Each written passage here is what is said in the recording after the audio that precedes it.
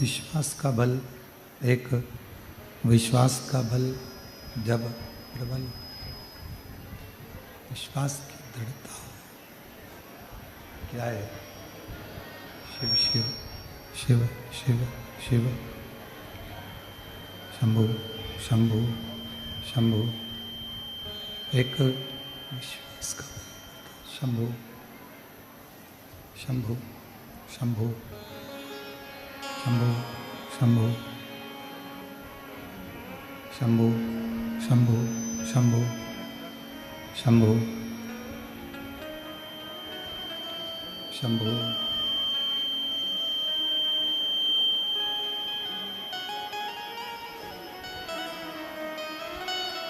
एक विश्वास का शंभु शंभु शंभु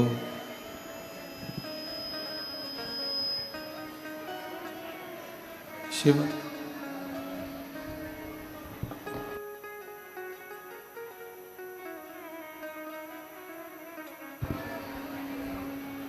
शंभु शंभु शंभु शंभु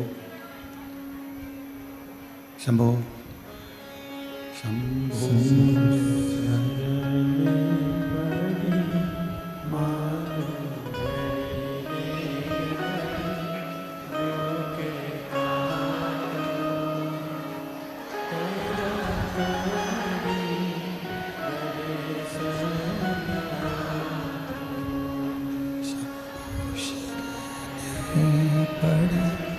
मांगू घड़ी रे दुख काटो, दया कर न दर्शन आपो, शंभु शरण मांगू घड़ी रे दुख काटो, दया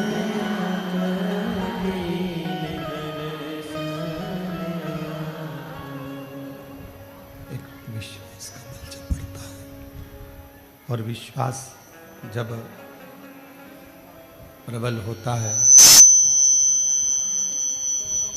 उस प्रबलता में भगवान शिव, ओगड़दानी, त्रिकालदर्शी, कैलाशी, विनाशी शंकर जीव पर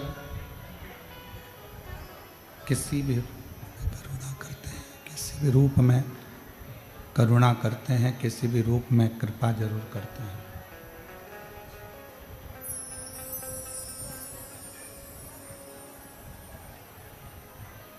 लिंग पुराण में एक बात मिलती है और बड़ा सुंदर एक भाव लिंग पुराण के अंतर्गत आता है कि जब एक कावड़िया भगवान का पवित्र जल लेकर उस जल को भरकर साथ में लेकर जब चलता है और धीरे धीरे जब वो मंजिल तक पहुंचता है, जितने जितने कदम मंदिर तक, उसकी मंजिल तक पहुंचने के होते हैं, उतना उतना कष्ट उसके शरीर में और बढ़ता चले जाता, थकान और बढ़ती चली जाती,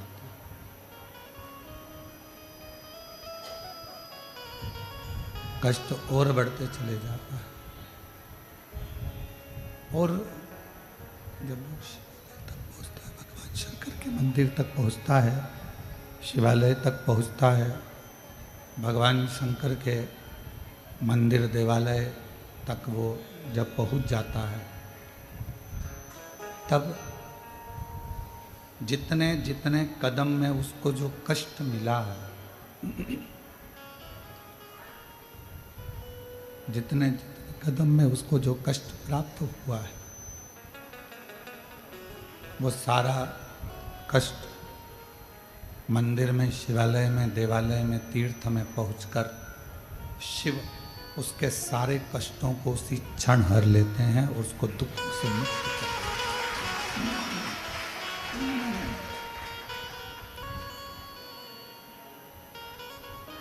अब चाहे 12 ज्योतिर्लिंग हो,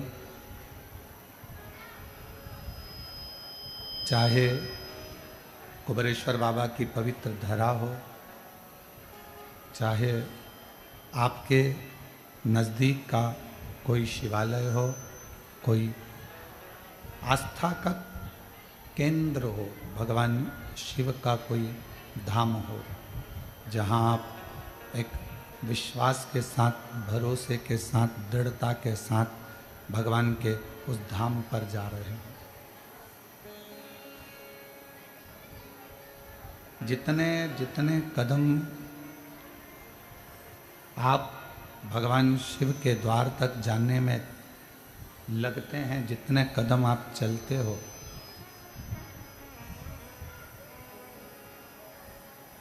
जितना जितना आप कदम बढ़ाते चलते हो, उतना उतना शिव आपके करीब में आता चले जाते हैं। भगवान शंकर आपके नज़दीक में आते चले जाते हैं।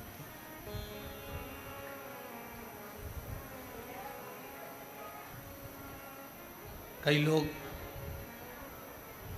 अपने भाग्य को कोसते रहते हैं, अपने भाग्य को कोसते रहते हैं। कई लोग अपने भाग्य को कोसते रहते हैं।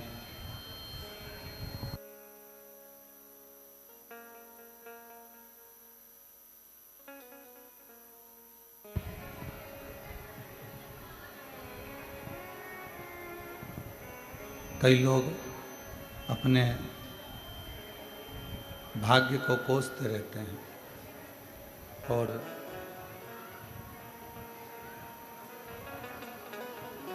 दिन रात मन में एक भाव आता रहता है कि हमने ना जाने क्यों जन्म ले लिया, क्यों हम पैदा हो गए। भगवान ने सारा दुख, तकलीफ, सारा कष्ट हमको ही दे दिया। भगवान ने सारा दुख, सारा कष्ट हमको ही दे दिया।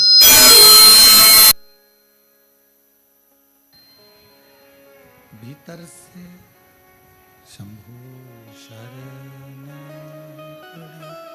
मांगू घड़ी रे दुख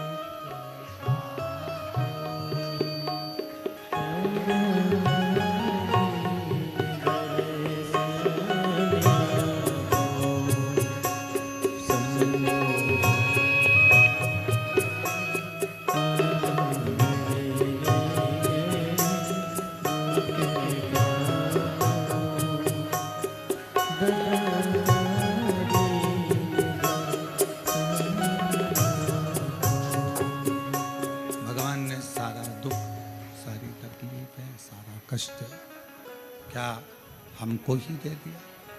व्यक्ति अपने आप को जब कोसता है, शिव कहते हैं कि आप भाग्य की साधना क्या करें। शंभो शंभो शंभो शंभो शंभो शंभो। शिव कहते हैं आपके भाग्य की सराहना क्या करा जाए।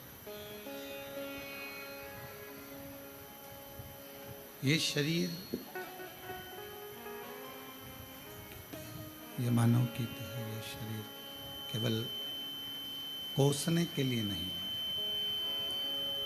ये मानव की देह, ये शरीर अपने आप को कोसने के लिए नहीं है। ये मानव की देह, ये शरीर बड़ी मुश्किल से ना जाने कितने कितने कितने कितने दुख, कितने कितने जन्म हमने झेले होंगे, कितने जन्म हमने निकाले होंगे, तब जाकर ये मानव का शरीर प्राप्त हुआ है। और इस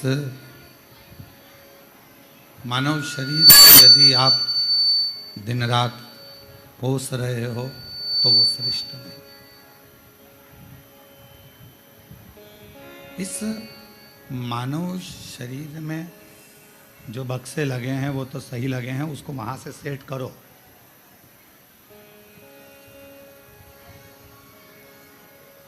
इस मानव शरीर में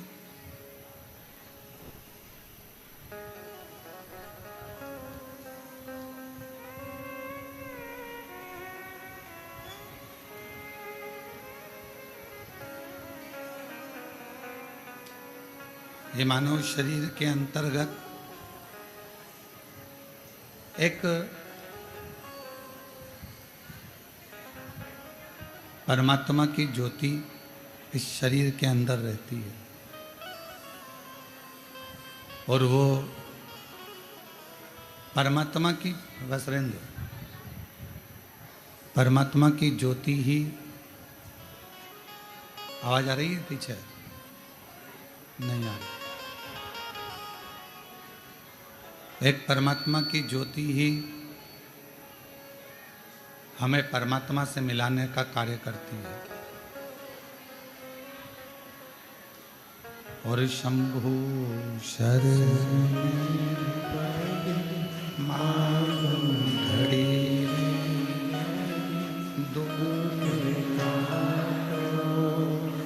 दया दर्शन आखो शंभु शरण मांगो घड़ी रे दुख काटो दया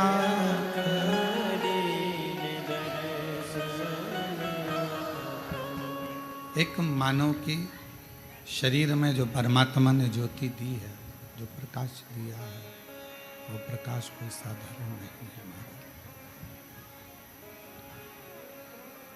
वो प्रकाश, वो ज्योति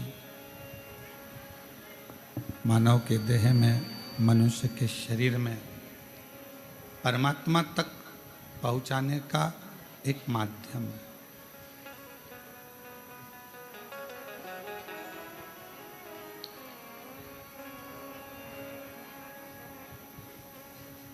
जब आप किसी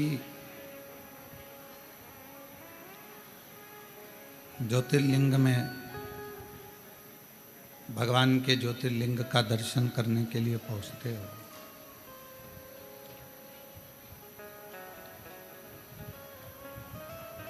उस ज्योतिर्लिंग में जो ज्योति होती है, भगवान शिव का जो तेजपुंज प्रकाश होता है, वो हमारे हृदय में जो ज्योति विराजमान होती है, जो ज्योति हमारे हृदय में रहती है, वो ज्योति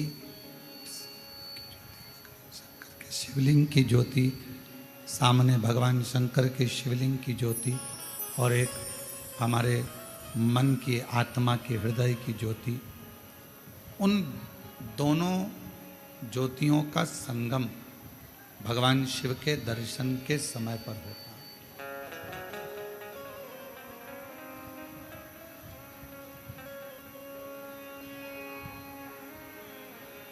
और उन ज्योतियों का आदान प्रदान भी होता है। आत्मलिंग ज्योति अर्थात ये मानव का जो शरीर है, उस शरीर के आत्मा में एक आत्मलिंग ज्योति होती है।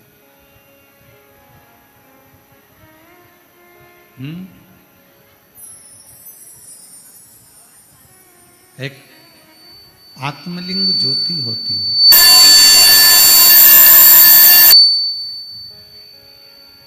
और वो आत्मलिंग ज्योति शिवलिंग की ज्योति की ओर जाती है, और भगवान शंकर के शिवलिंग में जो ज्योति होती है वो आत्मलिंग ज्योति की ओर जाती है।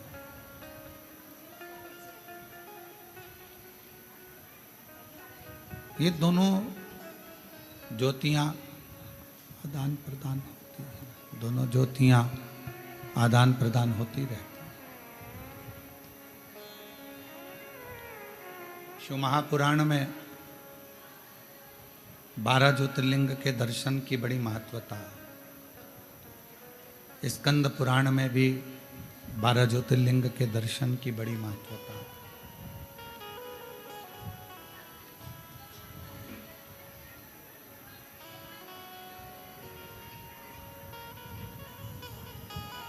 लिंग पुराण में भी 12 ज्योतिर्लिंग के दर्शन की महत्वता है।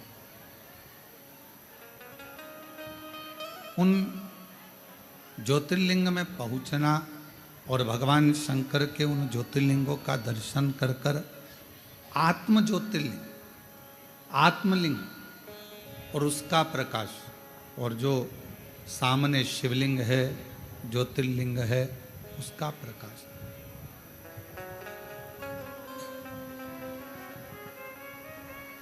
इन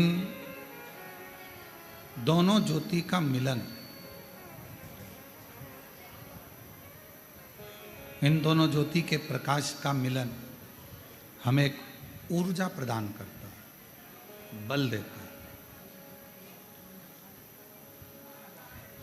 और एक ऐसा बल जिसके बल से ही हम संपूर्ण जगत का, संपूर्ण विश्व का कोई अच्छा कार्य कर पाते हैं।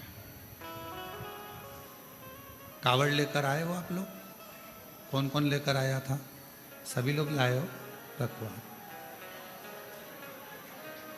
तो जब कावड़ लेकर आप लोग चलते हैं, कावड़ लेकर जब आप लोग आते हैं, आप अपने घर में तो इतना चलते नहीं हो। चल पाते हो क्या? नहीं। इतना भूखे भी नहीं रह पाते हो। बार बार पानी भी पीना होता है, बैठना भी होता है, कार्य भी करना होता है, पर पाँव में छाले पड़ रहे हैं, एड़ियाँ दुख रही है, पाँव पूरा नस नस तड़प रही है, और तो भी आपके मन को, आपकी आत्मा को कोई बल दे रहा है। और उस आत्मा को, आपके मन को कोई बल प्रदान कर रहा है कि अभी और चलना है, और चलना। और बारंबार अगर कोई बल इस मन को, इस आत्मा को, इस चित्त को दे रहा है, तो समझ लेना पाँव दुख रहे हैं, बैठने का मन कर रहा है, पर भीतर से एक बल और मिल रहा है कि बस थोड़ा और बचा है, चलते चलो। जो बल दे रहा है वही शिवलिंग के तेज का बल है। वही बल भगवान शंकर के तेज पुंज का, ज्योति का बल है। वही बल। और वो बल केवल तुम्हें कावड़ की यात्रा के लिए ही नहीं मिलता है। शंकर भगवान के मंदिर में जो रोज प्रतिदिन भगवान शिव जी को जल समर्पित करते हैं, जो भगवान शिव के मंदिर में रोज भगवान शंकर की आराधना करने के हैं, जो रोज भगवान शिव की अविरल भक्ति में डूबते हैं, जो रोज भगवान शंकर का अविरल भजन धारण करते हैं, उनको शिव एक आत्म बल प्रदान करते हैं। 5 वृक्ष ऐसे बताए हैं स्कंद पुराण में, शिव महापुराण में, विष्णु पुराण में, कूर्म पुराण में। 5 वृक्ष ऐसे बताए हैं कि जिनके नीचे से अगर व्यक्ति मात्र निकल कर भी चले जाता है तो बल प्राप्त हो जाता है।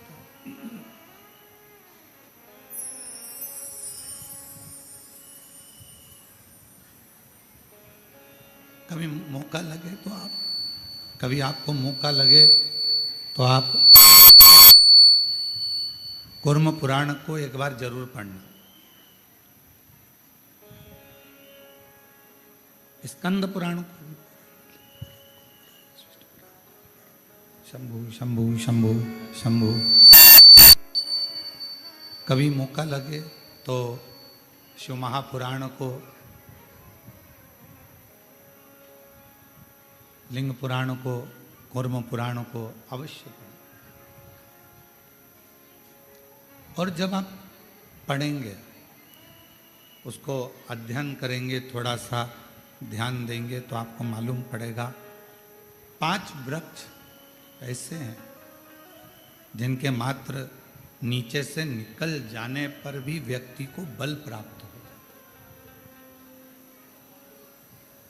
पहले नंबर पर है बेलपत्र का वृक्ष, दूसरे नंबर पर है शमी का वृक्ष, तीसरे नंबर पर है आंवले का वृक्ष, चौथे नंबर पर है पीपल का वृक्ष और 5वें नंबर पर है वट वृक्ष।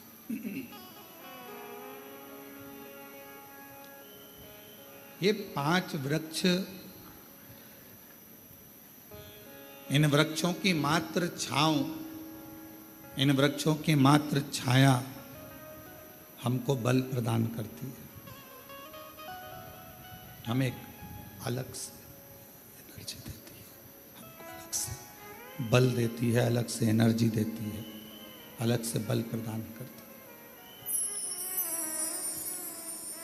और इन वृक्षों के नीचे अगर मान लो कोई 5 minute, 7 minute, 10 minute, 15 minute, 20 minute कोई बैठ गया और वहाँ बैठकर भगवान शंकर के पंचाक्षर मंत्र का नमः शिवाय, षडाक्षर मंत्र का ओम नमः शिवाय या श्री शिवाय नमस्तुभ्यम का जाप या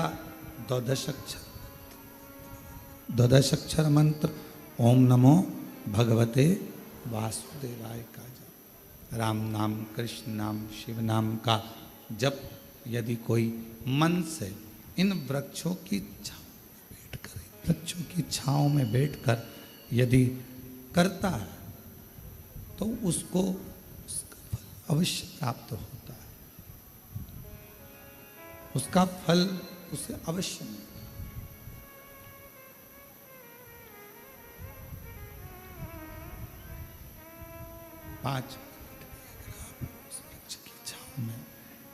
पाँच मिनट भी अगर आप उस वृक्ष की छांव में अगर बैठे हो, 5 मिनट भी अगर इन बेलपत्र का वृक्ष है, शमी का वृक्ष है, आंवले का वृक्ष है, पीपल का वृक्ष है, वट वृक्ष है, इन वृक्ष की छांव में अगर कुछ देर आप और हम बैठे हैं और भगवान के नाम का उच्चारण कर रहे हैं, तो उस वृक्ष की छाएं, उस वृक्ष की छांव हमें एक अलग से बल दे दे, अलग से ऊर्जा दे।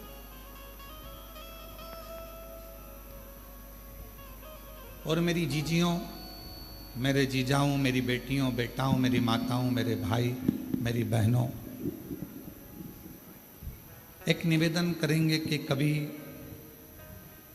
यदि बहुत ज़्यादा रोग शरीर में अगर ग्रसित हो गया और रोग छूट नहीं रहा,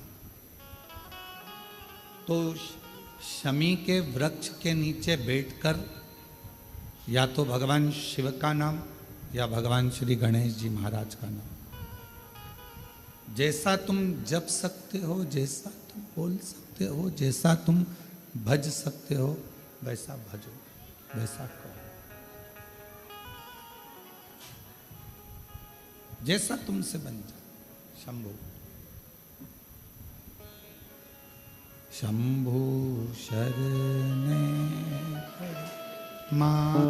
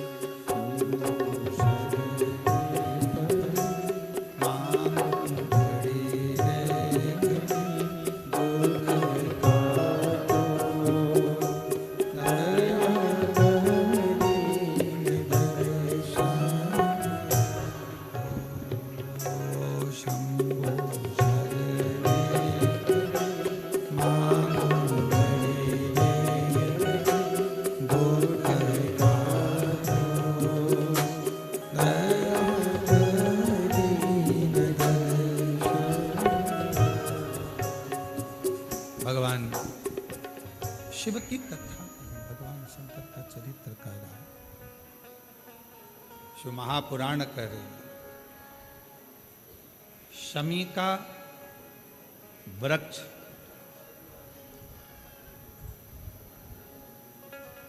हमारे शरीर में जो रोग होता है उस रोग के जितने भी तत्व होते हैं उनको शमी का वृक्ष खींचता।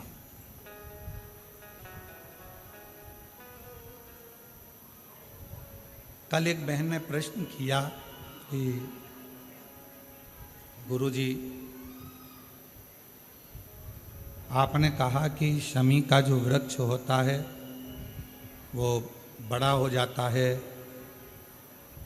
बड़ा होने के बाद उसको घर में नहीं रखते, छोटा पौधा, छोटा सा पौधा घर में रख सकते और वो छोटा सा जो पौधा है उसको तो हम घर में रख सकते हैं, पर वृक्ष शमी का वृक्ष जितना बड़ा होता चले जाता है तो उसको घर से अपन रखते नहीं, उसको फिर कहीं बगीचे में या कहीं एकांत में या जहाँ उसकी ज़रूरत है वहाँ उसको लगा दिया जाता है। गणेश पुराण में एक बात आती है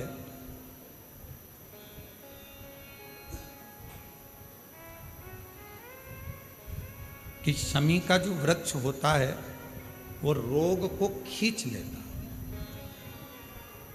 बीमारी को खींचता, तकलीफों को खींचता, दुख को खींचता, शरीर के रोगों को वो खींच लेता। तो शिव महापुराण की कथा में और गणेश पुराण की कथा से एक बात सीखने को मिलती है कि पौधा छोटा रहेगा तो आप उसका पूजन भी कर सकोगे, पत्ते भी ले सकोगे, शिव जी पे भी समर्पित कर सकोगे। और घर के अंदर यदि कोई तकलीफ में है, कष्ट में है, तो उसके दुख को भी वो खींच ले, उसके कष्ट को भी वो खींच ले, उसके कष्ट को, उसके दुख को वो खींच लेता है, उसके कष्ट को, उसके दुख को वो खींच लेता है। पर जैसे ही शमी का पौधा बड़ा हुआ, शमी का वृक्ष बड़ा हुआ और उस वृक्ष के इर्द गिर्द से अगर कोई निकल कर जा रहा है, शमी के उस वृक्ष के आसपास से इर्द गिर्द से अगर कोई निकल कर जा रहा है तो उसके भी रोग को वो खींचता, उसके भी रोग को वो खींचता। तो हमारे यहाँ सनातन धर्म में सर्व जगत के हित की बात कही जाती है कि शमी का जब पौधा बड़ा हो जाए, शमी का वृक्ष जब बड़ा हो जाए, शमी का पौधा जब बड़ा हो गया तो उसे कहीं अच्छी जगह पर लगा दिया जाए जिससे सर्व जगत के दुखों को वो खींचता रहे, सबके रोगों को वो खींचता रहे, समाप्त करता रहे, सबके रोगों को वो खींचता रहे, समाप्त करता रहे।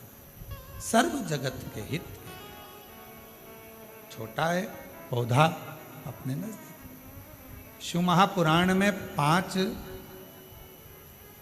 वृक्षों का जो वर्णन किया गया, पहले नंबर पर है बेलपत्र का वृक्ष, दूसरे नंबर पर है शमी का वृक्ष, तीसरे नंबर पर है आंवले का वृक्ष, चौथे नंबर पर है पीपल का वृक्ष और 5वें नंबर पर है वट वृक्ष। ये हमको बल देते हैं और हमें जो बल प्रदान करते हैं, हमें जो एनर्जी देते हैं, हमारे दुखों को ये नष्ट करते हैं, हमको एक अलग से बल इन पौधों से, इन वृक्षों से प्राप्त होता है, हमें प्राप्त होता है। और वो जो बल है और हमको जो बल मिलता है इन वृक्षों के नीचे बैठकर, इन वृक्षों के नीचे भगवान का भजन कर कर, स्मरण कर कर, कीर्तन कर कर, मंत्र जाप कर कर, नाम जाप कर कर, वो बल एक अलग ही बल है, वो बल एक अलग। और शंभु शरणे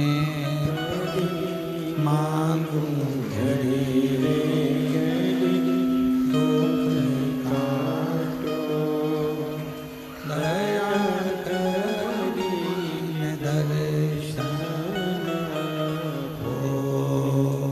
शंभु शरणे मांगू घड़ी रे दुख काटो, दया करीने दर्शन हो।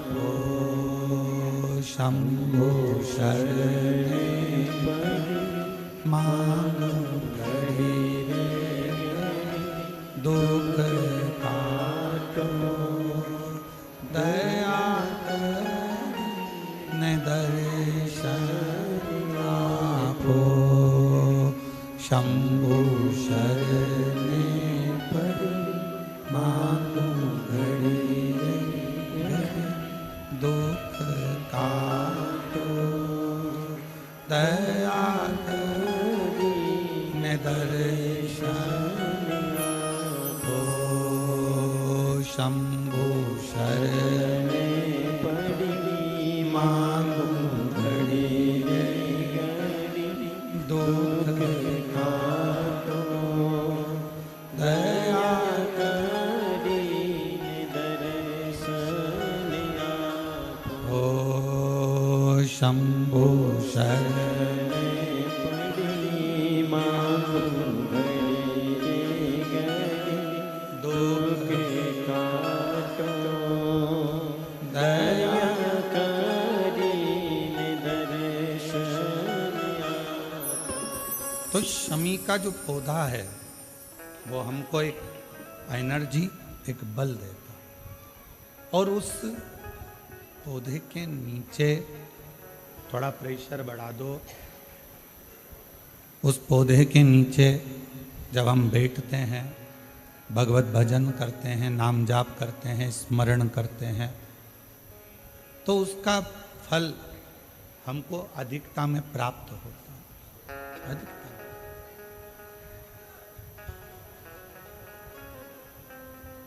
एक असुर हुआ जिसका नाम था मायासुर, और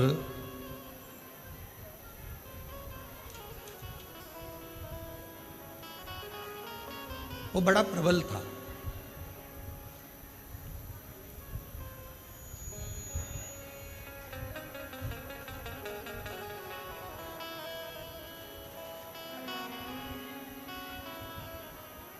शिव महापुराण में चरित्र आता है मायासुर का कि वो बड़ा प्रबल था, इतना बल उसके अंदर था। भगवान नारायण ने स्वयं ब्रह्मा जी से पूछा, क्या इसको बल तुमने दिया?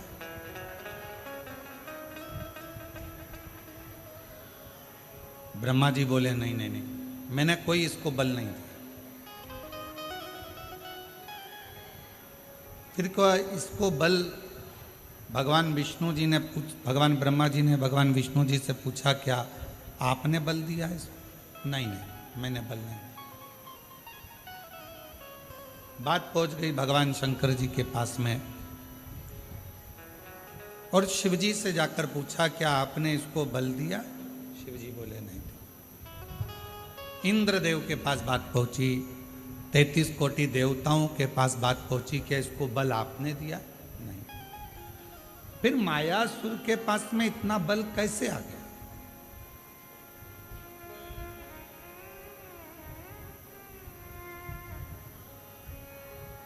असुर है, राक्षस है, ना इसने अभी कोई तप करा, ना अभी इसने कोई साधना करी, ना कोई इसने व्रत करा, ना कोई उपासना करी, फिर इतना बल इसके पास कैसे आ गया? इतना बल इसको कैसे प्राप्त हो गया? तब सारे देवता आश्चर्य में पड़ गए कि इसके अंदर इतनी एनर्जी, इतना बल इसके अंदर कहां से आ सकता, आया कहां से?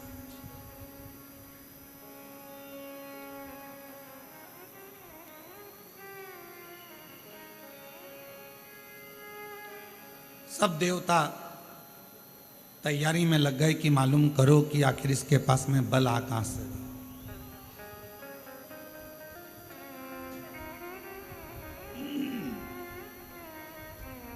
इसके पास में इतना बल कहां से प्राप्त होगा?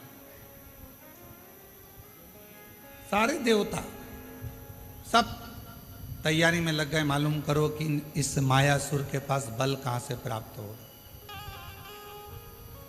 और सारे देवता मालूम करने में लगे, फिर भी कोई ठिकाना नहीं मालूम पड़ा कि आखिर बल कहां से आ, कैसे प्राप्त हो। महीनों निकल गए, पर जितना बल मायासुर के पास था, वो बल और बढ़ता चले, और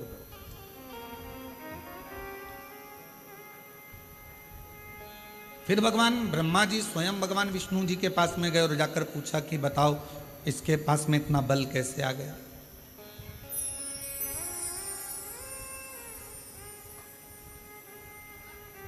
इतना बल इसके पास प्राप्त कैसे हो रहा? 2 महीना फिर निकले तो फिर बल बहुत बढ़ गया। अब वो मायासुर क्या करता था ये कोई नहीं जान पाया।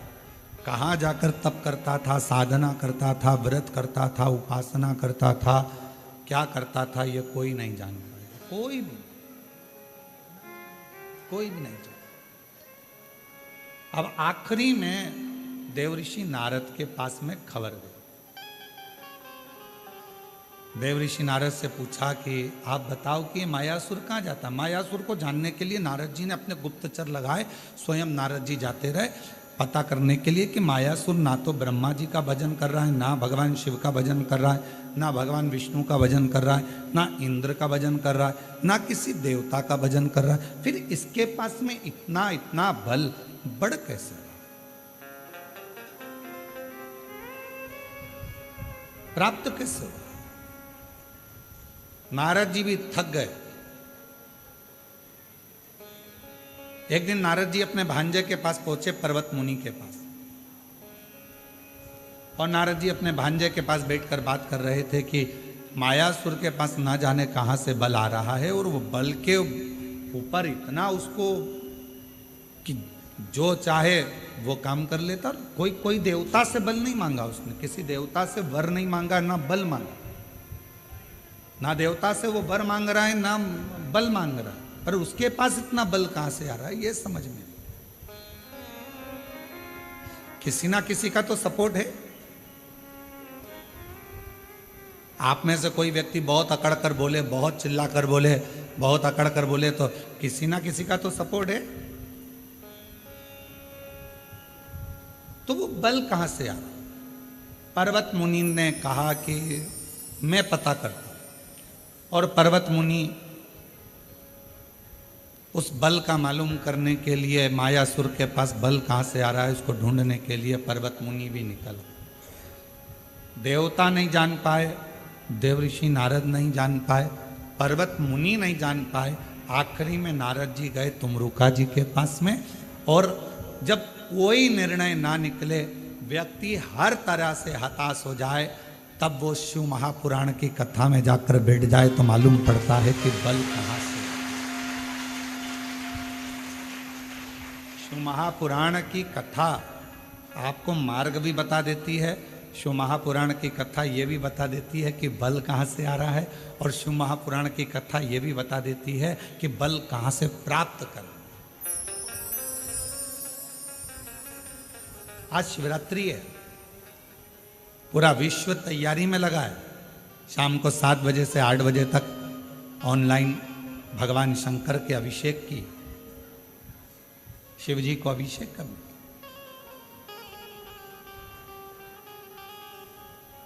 और अगर मौका लगे तो शिव महापुराण की शिवरात्रि की आराधना को एक बार पढ़ना। उसमें वर्णन मिलता है कि शिवरात्रि के दिन भगवान शंकर पर धान्य चढ़ाने का क्या फल है, काली मिर्च चढ़ाने का क्या फल है, काली तिल चढ़ाने का क्या फल है, फूल चढ़ाने का क्या फल है, धतूरा चढ़ाने का क्या फल है, बेलपत्र चढ़ाने का क्या फल है। और जब वो 12 महीने की शिवरात्रि नहीं कर पाता और 12 महीने शंकर जी का पार्थिव लिंग का पूजन नहीं कर पाता, मात्र एक शिवरात्रि के दिन भी अगर वो पार्थिव लिंग का पूजन कर लेता है तो पूरे वर्ष की शिवरात्रि का फल उसको एक बार में ही प्राप्त। और ये हमारी बात पर भरोसा मत करो, आप तो शिव महापुराण की कथा पढ़ो, उसका अध्ययन करो, गीता प्रेस गोरखपुर के शिव पुराण लेकर आओ, उसको पढ़ो, उसमें आपको मिलेगा। अध्ययन करो।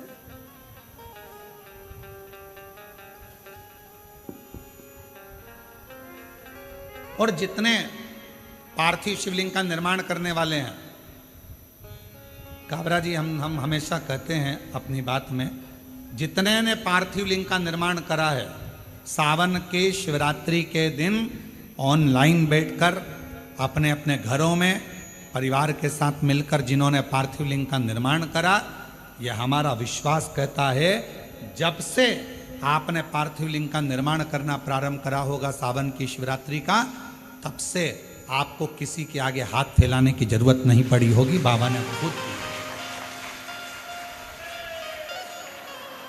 आप जितने साल से कर रहे हो, आप अगर 2 साल से कर रहे हो तो 2 साल से अंदाजा लगा कर देखो, आपको किसी के आगे हाथ नहीं फैलाना पड़ा होगा। पहले का समय निकाल कर देखना, थोड़ा सा तकलीफ आई, पैसा नहीं है, धन नहीं है। आज का समय कहीं से भी भगवान तुम्हारी व्यवस्था करेगा और तुम्हारे घर में धन की कमी कहीं से नहीं आने देगा, अगर आपने सावन की शिवरात्रि का पार्थिव लिंग पूजन करा है तो। पार्थिव लिंग पूजन अगर सावन की शिवरात्रि का कर लिया तो तुम्हारा घर तुम्हारा नहीं रहता, शंकर भगवान का निजी घर बन जाता है और शिव जी उस घर को संभाल। अपने अपने घर में शाम को 7 बजे से 8 बजे तक आज आप और हम इसी कुबरेश्वर बाबा की भूमि से ऑनलाइन पूरा विश्व पूजन करेगा, पूरा विश्व। और अपने अपने घर के लोगों को कहो, पतियों से, परिवार से, एक दिन दुकान भी थोड़ा जल्दी से मंगल कर दो, थोड़ा दुकान 6:30 पे बंद कर कर मंगल कर कर आओ। आज दोनों बैठकर तुम साल भर भले दुकान 10 बजे रात्रि तक खोलो, पर एक दिन सावन की शिवरात्रि के दिन दोनों जोड़े से बैठेंगे, परिवार के साथ बैठेंगे, शिव जी को निमंत्रण देंगे अपने घर में। बाबा 365 दिन में से केवल एक दिन आप सावन की शिवरात्रि का मेरे साथ बैठकर शंकर जी का पूजन करो।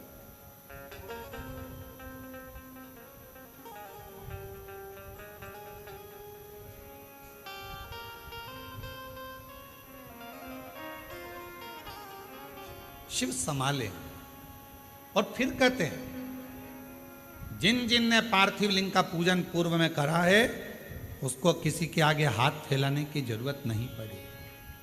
और आज फिर पूरी दुनिया, पूरा विश्व पार्थिव लिंग का पूजन करेगा। और अगले साल तक तुम भी अंदाजा लगा कर देखना कि तुम्हारे को किसी के आगे हाथ नहीं फैलाना पड़ेगा। शिव देव, शंकर देव, बस उसको विश्वास के साथ में भजो, उसको भरोसे के साथ में भजो। और जब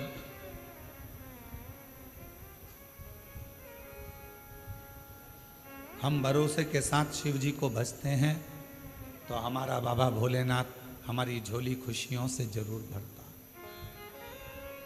और तुम आना भोले बाबा मेरे मकान में, तेरा डमरू डम डम बाजे सारे जहान। आज बाबा से कहना, तुम आज मेरे घर में रहना, मेरे घर में जितना दुख है, तकलीफ है, कष्ट है, बीमारी है, जो जो परेशानी है, आज मैं जब पार्थिव लिंग का पूजन करूं, पार्थिव लिंग का निर्माण करूं और ऑनलाइन साथ में बैठकर भगवान की भक्ति करूं, भगवान का भजन करूं। भले मोबाइल को चालू कर कर, टीवी को चालू कर कर, वॉल्यूम तेज। आज टीवी की आवाज इतनी तेज कर दो कि आसपास के मोहल्ले में भी तुम्हारे घर की आवाज जाए। बाहर से भी कोई निकल रहा हो तो उसके कानों में शंकर के मंत्र पहुंचे और शिव उस पर कृपा। बैठो, घर का माहौल ऐसा कर दो कि आज ऐसा लग रहा है कि हमारे घर में कोई आ रहा है। इतनी प्रसन्नता, इतनी खुशी, इतना आनंद कि आज मेरा भोले बाबा सावन के महीने में हर रोज शिवजी नंदी पर बैठकर प्रदोष काल में शाम के समय भ्रमण पर निकलते हैं। केवल शिवरात्रि का दिन, सावन की शिवरात्रि का दिन एक ऐसा होता है जिस दिन मेरे भोले बाबा के साथ श्री गणेश जी रिद्धि सिद्धि अमोद प्रमोद शुभ लाभ कार्तिकेय स्वयं जया विषहरा शामली बारी दौतली देव अशोक सुंदरी 33 कोटि देवता आज सावन की शिवरात्रि के दिन भगवान शंकर अकेले नहीं 33 कोटि देवता के साथ जिसके घर में पार्थिव पूजन होती है उसके घर में प्रवेश करते हैं। आज वो दिन है, आज वो दिन है और उस दिन का दुनिया इंतजार करती है। कोई ये ना सोचे कि हम भगवान शंकर को नहीं मानते। आज मानो, कभी कभी ये रोग अगर बेकार हो जाता है तो अपना डॉक्टर छोड़कर दूसरे डॉक्टर के पास भी जाना पड़ जाता है। कोई जरूरी नहीं है कि फैमिली डॉक्टर से ही इलाज होगा, कभी कभी दूसरे डॉक्टर के पास भी जाना पड़ता है। कोई कहते हैं हाँ हम हमारे यहाँ करेंगे पूजन, लोग हंसेंगे, क्या कहेंगे, आग लगे बस्ती में ठंडो मस्ती। तो कोई कुछ भी बोले, घर अपना, परिवार अपना, पूजन अपन कर रहे हैं, कष्ट अपना है। अगर आपका दुख आपका है तो क्या पड़ोसी दुख हरने के लिए आ रहा है क्या? पड़ोसी तकलीफ हरने के लिए आ रहा है क्या? पड़ोसी 5-10 लाख रुपए देने के लिए आ रहा है क्या? नहीं। जब पड़ोसी दुख हरने नहीं आ रहा, पैसे देने नहीं आ रहा, तो पड़ोसी से क्या डरना? अपना दुख अपना बाबा काटेगा। आज शिव जी को मेरे घर आना ही पड़ेगा। ये बल कहां से मिल रहा है? ये बहुत बड़ा प्रश्न पूरे देवताओं में छाया हुआ था कि मायासुर के पास इतना बल कहां से आ रहा।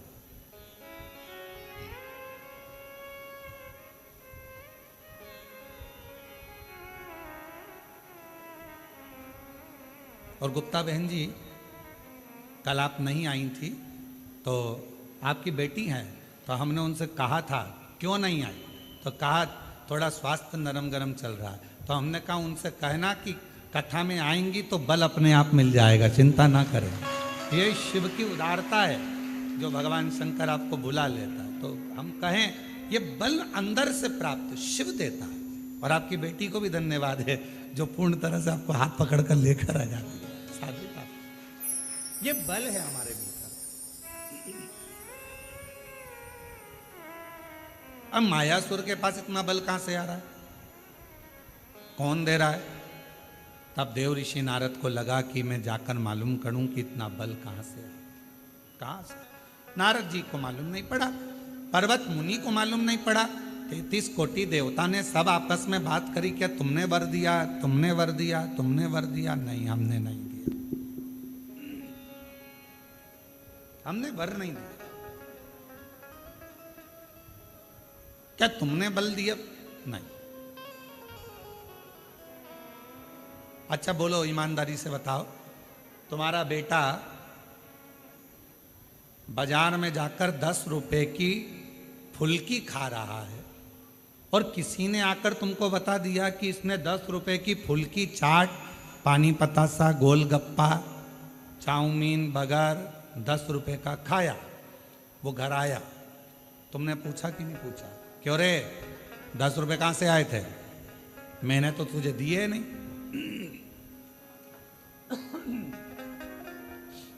मैंने तो तुझे पैसे दिए। पत्नी ने पति से पूछा, क्यों, क्या तुमने दिए? नहीं। क्यों बड़ी भाभी, आपने 10 रुपए दिए क्या? नहीं। जीजी आपने? नहीं। देवर जी आपने? नहीं। जेठ जी? नहीं। पर बिना 10 रुपए के तो ये गोलगप्पा नहीं खा सकता। अब 10 रुपए इसके पास आए कहां से? मतलब कहीं ना कहीं से 10 रुपया तो मिला है। मायासुर के पास में इतना बल कहीं ना कहीं से तो आ रहा है। ना इंद्र ने दिया, ना भगवान ब्रह्मा जी ने दिया, ना विष्णु जी ने दिया, ना शिव जी ने दिया, ना देवी ने दिया, ना देवता ने दिया, ना गणेश जी ने दिया, ना 33 कोटि देवता ने दिया। फिर ये बल आया कहां से? आया तो है, कहीं ना कहीं से तो प्राप्त हुआ। कहां से आया? बेटे के पीछे मां लग गई। 10 रुपए आए कहां से? आए कहां से? 10 रुपए आए कहां से? 5 दिन, 10 दिन, 15 दिन, 20 दिन, 1 महीना, 2 महीना छुपती। अब 20 दिन के बाद, 25 दिन के बाद जो मां थी उसकी बहन आई और आकर बैठी और बैठते बैठते बात निकली कि कमलेश तो अपने दोस्तों के साथ मेरे यहाँ आया था और इतना प्यार करा ना, मैंने उसको मासी मासी कह रहा था और फिर जाने लगा तो मैंने उसको 10 रुपए दिए थे कि ये 10 रुपए तू रख ले। ये 10 रुपए दे उसको। माँ को मालूम पड़ गया, अब बुद्धि में आया 10 रुपए तूने दिए थे। हम पूरे घर से पूछ लिए कहां से आए, मायासुर के पास इतना बल कहां से आया, सबसे पूछ लिया। आखिरी में तुम रुका जी के पास जाकर पूछा कि ये मायासुर के पास इतना बल आ कहां से रहा।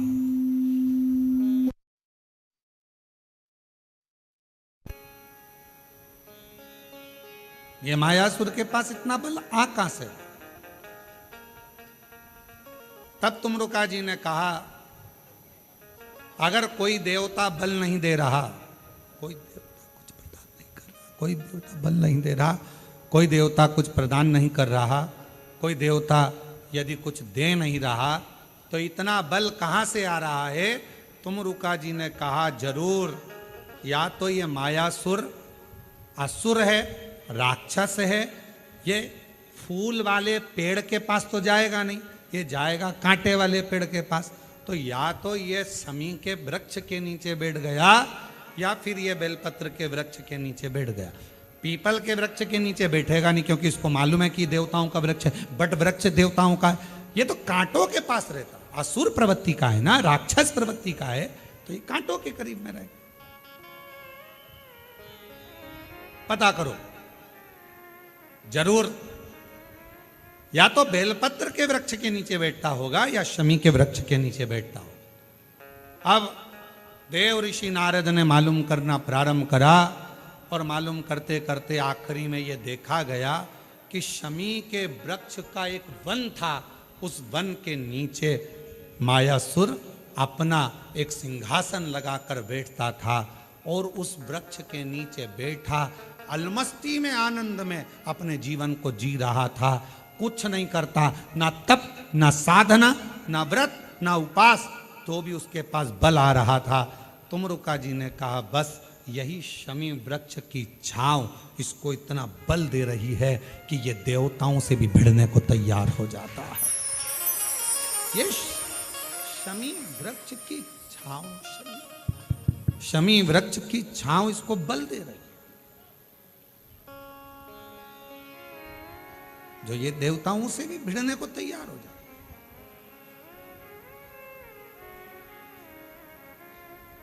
गणेश पुराण में आता है कि शमी वृक्ष की पत्ती को जब कोई नारी, पुरुष, बच्चा, बूढ़ा, जवान उस शमी के पत्ते को बेलपत्र के साथ लेकर जब शिवालय तक जाता है, जितनी देर तक वो शमी का पत्ता उसके हाथ में रहता है, जितनी देर तक शमी का पत्र उसके घर में रहता है, जितनी देर तक शमी का पत्र उसके स्पर्श में रहता है, उतने उतने शरीर के रोग, दुख, ताप काट देता है और उसे अलग से बल प्रदान कर देता है।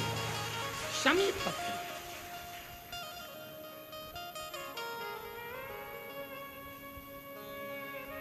जब व्यक्ति का विल पावर डाउन होता है ना, उसको लगता है ये होगा कि नहीं होगा, होगा कि नहीं होगा, उसको 5 मिनट शमी वृक्ष के नीचे चले जाना चाहिए। 5 मिनट, इससे ज्यादा नहीं। या शमी की पत्ती को रख लेना चाहिए। पहले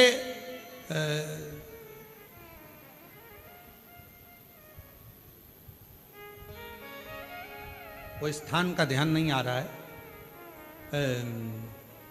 स्मरण में। पहले एक नियम चलता था, आप लोगों के जिंदगी में भी, आपका भी बुढ़ापा आया होगा, आप भी युवान अवस्था में आए होंगे, कभी तो स्कूल गए होंगे, कभी तो पढ़ने गए होंगे।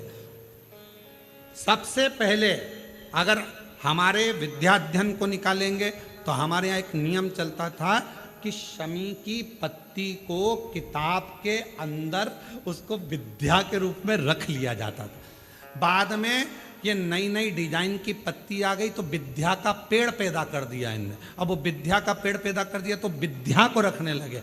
विद्या की पत्ती को लोग शमी की पत्ती समझने लगे, क्योंकि उसमें भी ऐसी पत्तियां निकली रहती है और शमी की पत्ती भी ऐसी ऐसी निकली रहती है। तो पहले नियम था कि किताब के अंदर शमी की पत्ती को रख लेते थे और कहते थे इसमें विद्या है, इसमें विद्या है। विद्या का मतलब क्या? उसको बल मिलता था, एनर्जी मिलती थी। एग्जाम में बैठा, कंपटीशन एग्जाम में बैठा, जब वो कोई इंटरव्यू देने के लिए बैठता या टेस्ट देने के लिए बच्चा बैठता तो वह खुश होता था, मेरी किताब में शमी, मेरे किताब में विद्या रखी है। विद्या से मतलब आज के जमाने में लोग विद्या का पेड़ की पत्ती रख लेते, पर रखते क्या थे?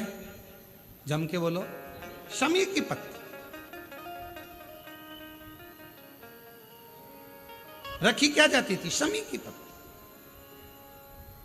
और वो शमी की पत्ती क्या देती थी? उस बच्चे को बल देती थी, एनर्जी देती थी। डामाडोल नहीं होगा, टेंशन मत लेना, विल पावर कमजोर नहीं होगा। पत्ती रखी है शमी की, उसके नजदीक में है, शमी बल देती है।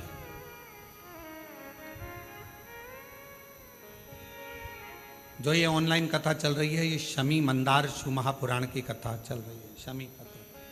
और बहुत सावधानी से इसका स्मरण करिएगा कि एक शमी के वृक्ष की पत्ती कितना बल देती है, कितना बल।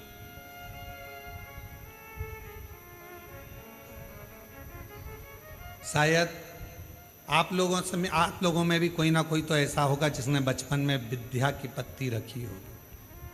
वो विद्या की पत्ती बाद में आई होगी, पहले थी वो शमी की पत्ती। कौन कौन ने रखी? जरा हमने तो रखी, हमने भी रखी। वो पत्ती तोड़ कर रख लेते थे, उसमें विद्या बढ़ेगी, विद्या बढ़ेगी। विद्या बढ़े मतलब बल बढ़ेगा, अपने अंदर एनर्जी आती, बल आता। अब उसको लोग आजकल विद्या की पत्ती अलग से आने लगी तो लोग उसको विद्या की पत्ती तोड़ने लगे, नहीं तो रखते थे वो शमी की। और मैंने तेरे ही भरोसे बाबा, तेरे ही भरोसे हवा बिच उड़ती जावांगी बाबा, डोर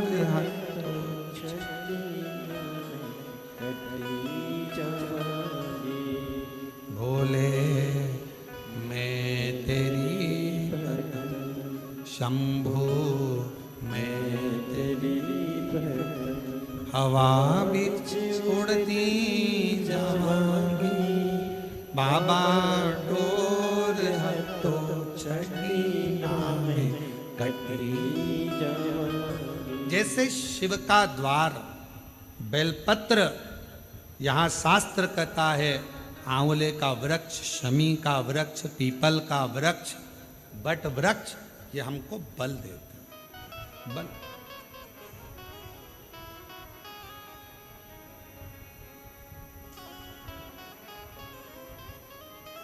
भीतर से एक एनर्जी अपने आप। एक पत्र आया है, उस पत्र में उन्होंने कहा, अच्छा पत्र है,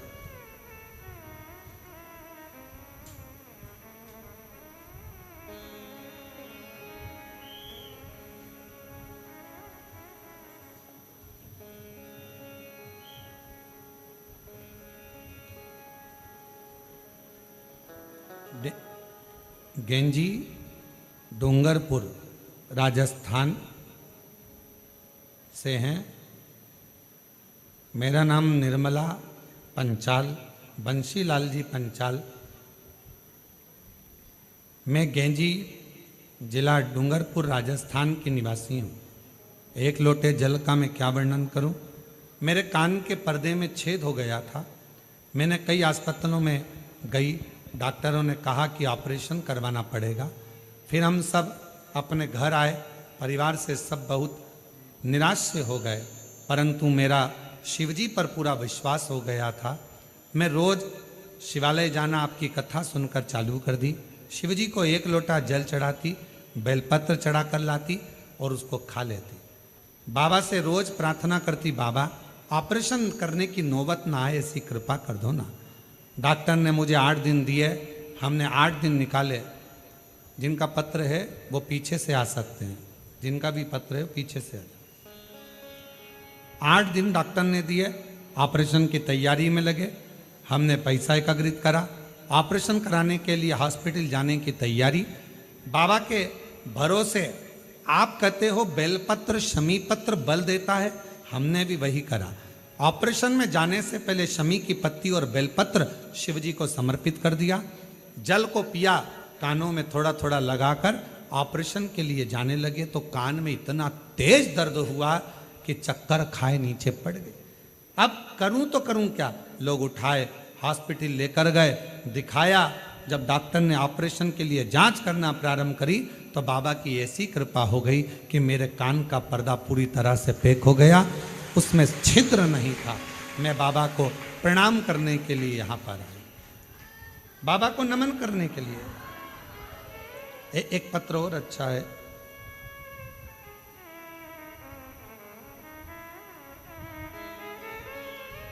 मेरा नाम स्वाति अग्रवाल है, मेरे पति का नाम श्री पंकज अग्रवाल है। मैं कुल पहाड़ महोबा उत्तर प्रदेश की रहने वाली हूँ। कहीं बैठी हो तो बेलपत्र लेने के लिए आ सकती।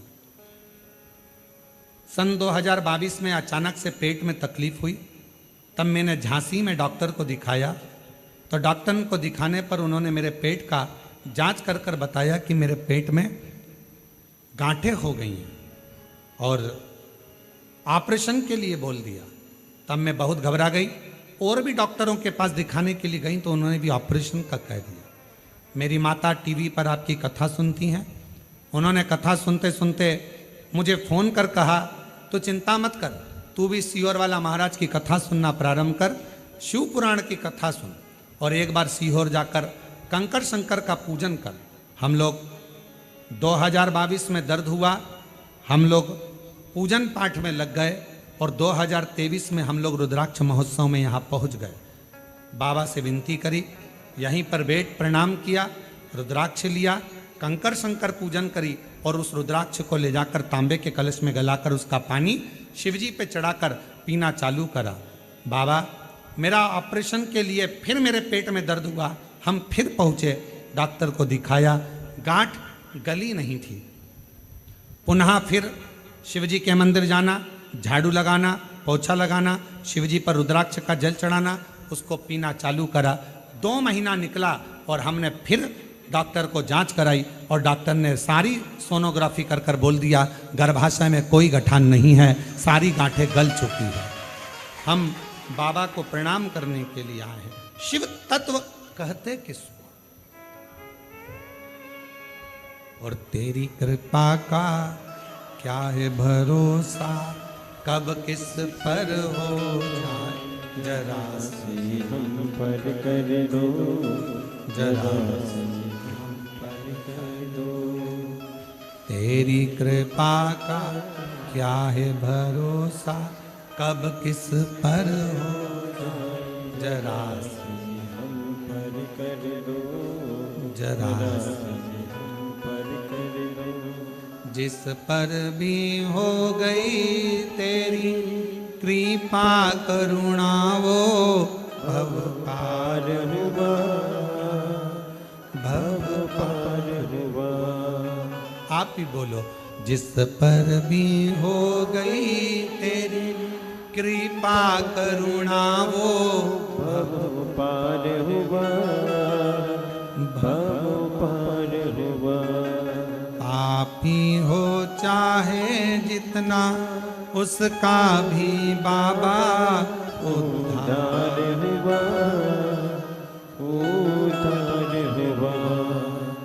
पापी हो चाहे जितना उसका भी बाबा उद्धार हुआ, उद्धार हुआ।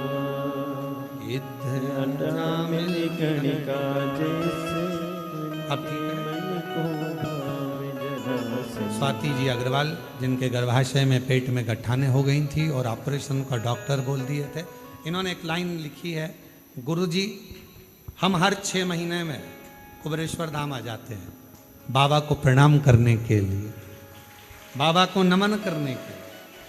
इतना विश्वास है इस कुबेरेश्वर धाम पर गुरुदेव, यहाँ आकर केवल हम बाबा से कंकर शंकर पूजन करते हैं और बोलते हैं, और बाबा अपनी बेटी को कभी खाली नहीं भेजते हैं, मेरा भंडार फिर भर गया।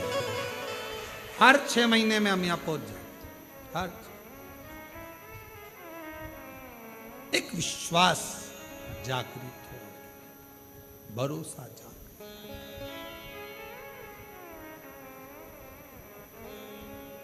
गिद्ध अजामिल गणिका जैसे तेरे मन को भावे जरा से हम पर कर दो, जरा से हम पर कर दो। तेरी कृपा का क्या है भरोसा, कब किस पर हो जाए, जरा से हम पर कर दो, जरा से हम पर कर दो। तेरी कृपा का क्या है भरोसा, कब किसी पर कर दो।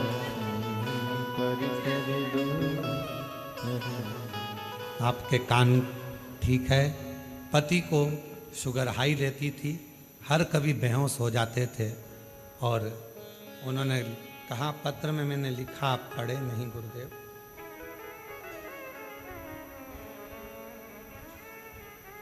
हम पढ़ नहीं पाए थे।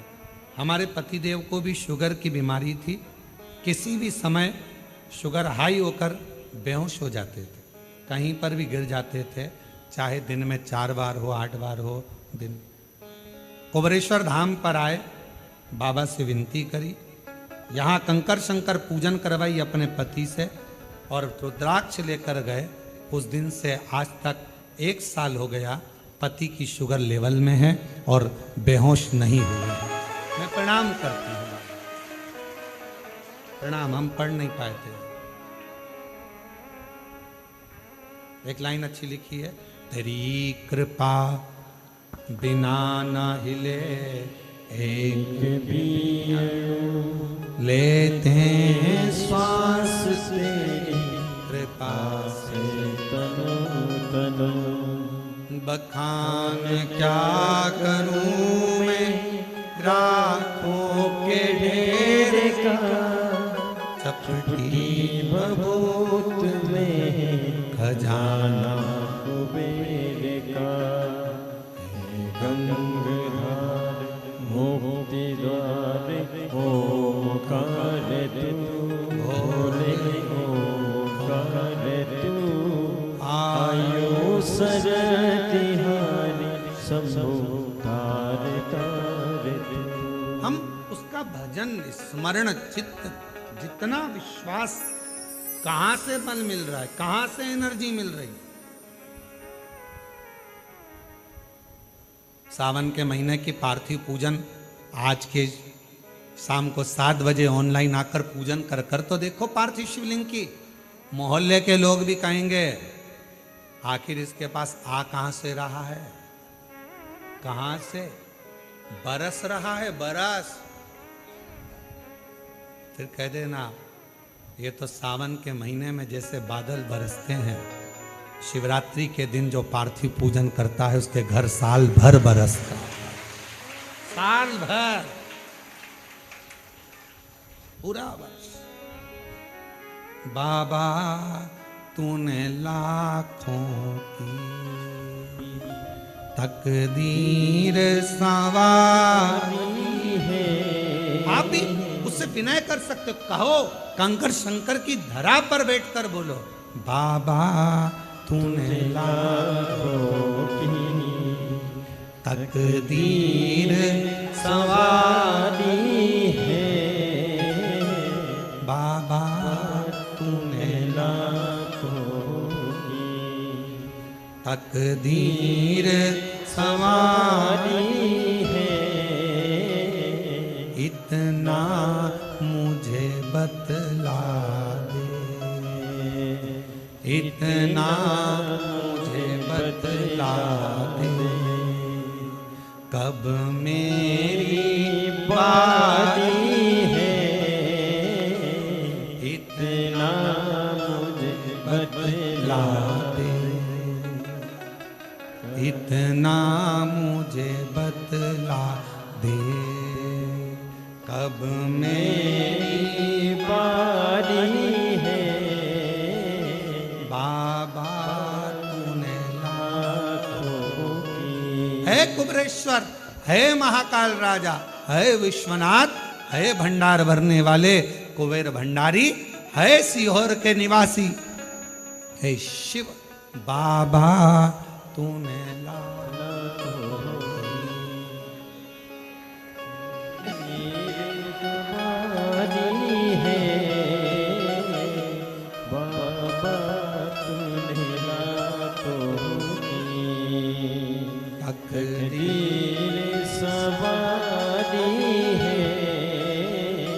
इतना मुझे बता दे,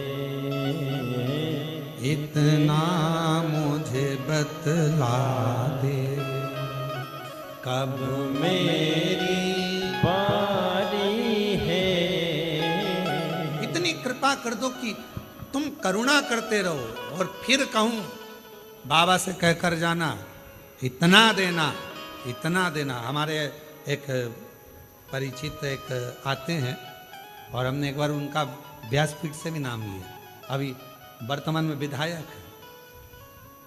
वो पहली बार कुबरेश्वर धाम आए थे तो ट्रेन से आए थे, और ट्रेन से आए, धक्के खाते, लोकल डब्बा, और उसमें, और अब तो महाराष्ट्र वालों को और खुशी होना चाहिए कि तुम्हारे महाराष्ट्र से त्रिंचापल्ली ऐसा कोई जगह है, वहाँ से भगत की कोठी राजस्थान तक एक ट्रेन अकोला और ये सारा क्षेत्र कवर करती करती उधर से पूरे महाराष्ट्र के यात्रियों को लेती सीहोर तक आना चालू हो गई। सीहोर में उसका स्टॉपेज होता है, फिर आगे बढ़ती है।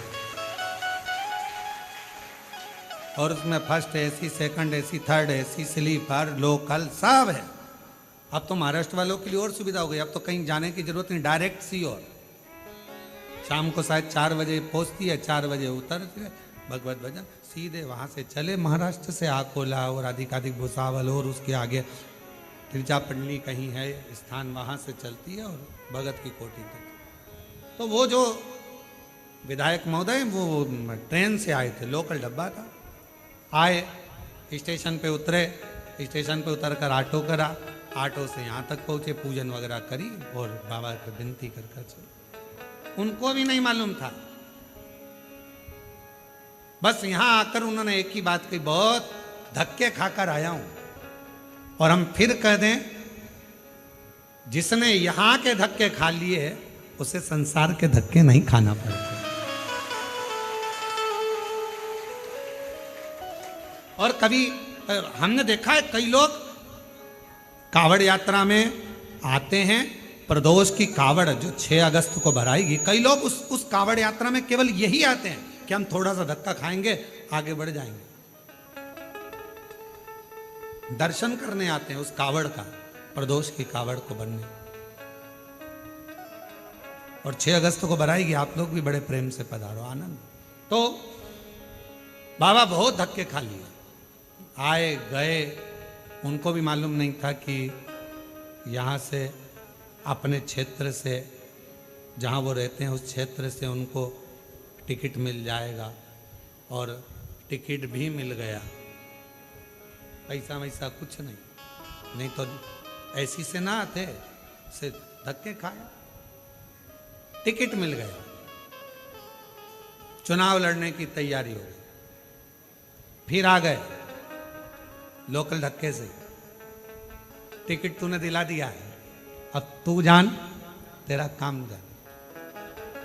और दूसरी बार आए तो कहा, बाबा ने क्या करुणा करी, हाथ पकड़ा ऐसा कि टिकट भी दिलाया, विजय भी दिलाई, और बाबा ने आज सिंहासन पर बिठाया। अब मैं गाड़ी से आया। ये शिव, इसको शंकर कहते हैं, इसको भोला कहते हैं, इसको कहते हैं कुबेरेश्वर महादेव, कुबेर भंडारी। कुबेर भंडारी इसको कहते हो। भंडार कब भरेगा, तेरी कृपा का कब किस कब भरेगा, कैसे भरेगा, क्या देगा, कैसे देगा, सब उसको मालूम, सब मालूम।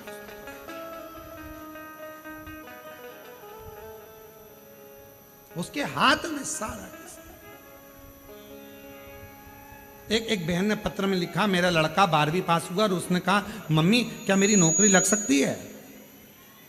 तो माँ ने कहा कि अभी तो तूने 12th तक क्लियर करा है, अभी कहाँ तेरी नौकरी लग जाएगी? तू ही तो कहती है, सीवर वाला महाराज कहता है जो मांगोगे वो मिल जाएगा। तो क्या 12वीं के बाद नौकरी नहीं मिल सकती? देखो जरा आजकल की औलाद कैसी झगड़ती।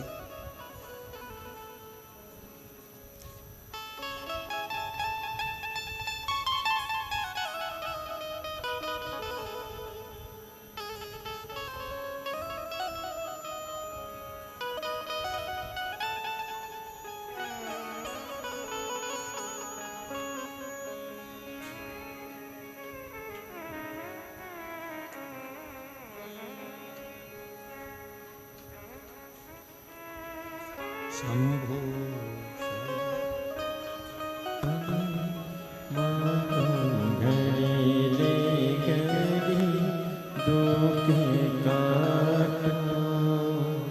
दया करीन दर्शनिया को, शंभो शरणे पड़ी मांगू घड़ी रे घड़ी दुख काटो। सिमरन, पति का नाम हरविंदर सिंह, छोटे से कस्बे गांव मीरपुर की रहने वाली हूं, वहां से आई।